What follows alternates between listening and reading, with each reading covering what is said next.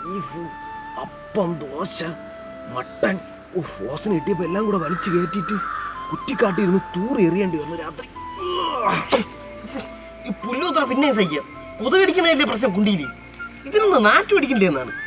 കറക്റ്റായിട്ട് ഇങ്ങനെ ഒരു സ്ഥലമില്ലെങ്കിൽ ഇപ്പം എന്ത് ചെയ്താനെ? ഒരു നിവർത്തിയില്ലെങ്കിൽ ഞാൻ നിക്കറ കൂടെ തൂറി വെച്ചേനെ, വേറെ ഒന്നുമില്ല. കളകളാന്ന് പറഞ്ഞോടെ സർവത്ത് പോലിരിക്കും.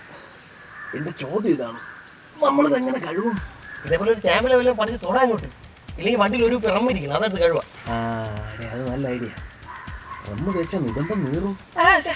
അണുവിമുക്തമൊക്കെ ബെസ്റ്റാണ്. വാരി വലിച്ചിട്ട് കഴിവല്ലേ, ഒരു പെട്ടി ബാക്കി വെച്ചിരിക്കണം. ഇത് കഴിഞ്ഞിട്ടൊന്നും അടിക്കാം.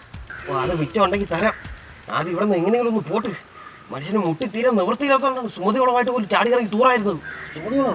ഓടാ, രക്ഷക സ്ഥലമാണ്. രക്തദാഹിയായിട്ടുള്ള യക്ഷി സുമതി ഇവിടെ ഉണ്ടെന്നാണ് വെപ്പ്. വൈപ്പല്ലേ, അല്ലാതെ ഇല്ലല്ലേ.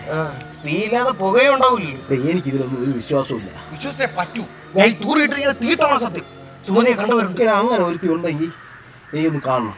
അവള് വരട്ടെ, തൂറിയെറിയും. സുമതി, യക്ഷക്കാരെ ചൊറിയരുത്, അത് തീട്ട പറ്റും. സുമതി വാടി. തൂറിക്കൊണ്ടിരുന്ന യുവാക്കൾ മരിച്ച നിലയിലെന്ന് പറഞ്ഞാൽ ഭയങ്കര മോശമാണ്. ഞാൻ തൂറി.